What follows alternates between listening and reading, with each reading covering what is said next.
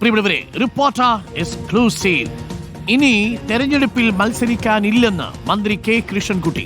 പുതിയ തലമുറയ്ക്ക് വേണ്ടി വഴിമാറുന്നുവെന്ന് വിശദീകരണം. ചിറ്റൂരിൽ കോൺഗ്രസിന് സ്ഥാനമില്ല.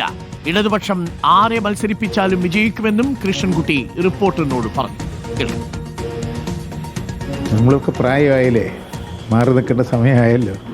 നമ്മൾ ഇവിടെ നന്നായി നോക്കുന്ന ഒരു സ്ഥാനാർത്ഥി ഉണ്ടാവും. നമ്മളൊരു പ്രായമായാലൊന്നും മാറണ്ടേ.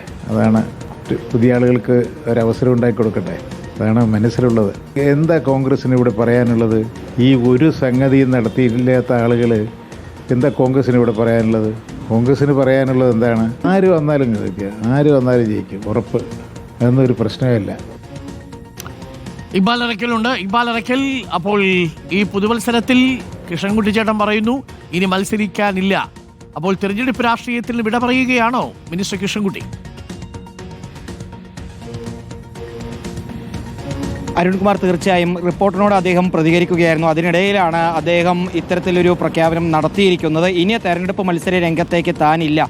ചിറ്റൂരിൽ കഴിഞ്ഞ 2 തവണയും LDF വലിയ രീതിയിലുള്ള വിജയം നേടിക്കൊടുക്കുകയും പിന്നീട് കഴിഞ്ഞ 2 തവണയും മന്ത്രിയുമായ വ്യക്തിയാണ് മന്ത്രി കെ കൃഷ്ണൻകുട്ടി. ചിറ്റൂരുകാർ മുഴുവൻ അച്ഛൻ അച്ഛൻ എന്ന് വിളിച്ചായിരുന്നു അദ്ദേഹത്തെ അഭിസംബോധനയും ചെയ്തിരുന്നത്. പക്ഷേ ഇനി ഒരു തെരഞ്ഞെടുപ്പിനെ അഭിമുഖീകരിക്കാൻ താനില്ല. പുതുതലമുറയ്ക്ക് താൻ വഴിമാറി കൊടുക്കുന്നു. ചിറ്റൂരിന് അനുയോജ്യമായിട്ടുള്ള, ചിറ്റൂരിൻ്റെ വികസന പ്രവർത്തനങ്ങളെല്ലാം തുടരാൻ കഴിയുന്ന രീതിയിലുള്ള ഒരു സ്ഥാനാർത്ഥി ചിറ്റൂരിലേക്ക് ഇടതുപക്ഷ സ്ഥാനാർത്ഥിയായി വരും. തന്നെ വിജയിപ്പിച്ചതുപോലെ തന്നെ മുന്നണിയുടെ സ്ഥാനാർത്ഥിയെ ചിറ്റൂരുകാർ വീണ്ടും വിജയിപ്പിക്കുമെന്നുള്ളതാണ് മന്ത്രി കെ കൃഷ്ണൻകുട്ടി പറയുകയും ചെയ്യുന്നത്. കോൺഗ്രസ്സുകാർക്കൊന്നും ചിറ്റൂരിൽ യാതൊരു രീതിയിലുള്ള സ്ഥാനവുമില്ല. ചിറ്റൂരുകാർക്ക് വേണ്ടി ഒന്നും കോൺഗ്രസ് ചെയ്തിട്ടില്ല.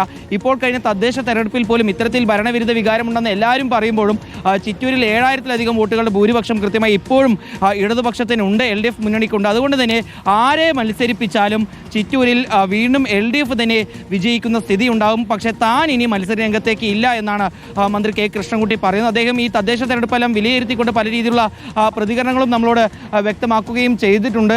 ജനങ്ങളിലേക്ക് ഈ വികസന പ്രവർത്തനങ്ങൾ എത്തിക്കുന്ന ഒരു പാളിച്ച സംഭവിച്ചതാണ് ഒരു തിരിച്ചടി ഉണ്ടാവാൻ കാരണം. പക്ഷേ നിയമസഭാ തെരഞ്ഞെടുപ്പ് വരുമ്പോഴേക്കും അതെല്ലാം മറികടന്നുകൊണ്ട് തങ്ങൾ വലിയ വിജയം എല്ലാവരുടെയും നേടിയെടുക്കും.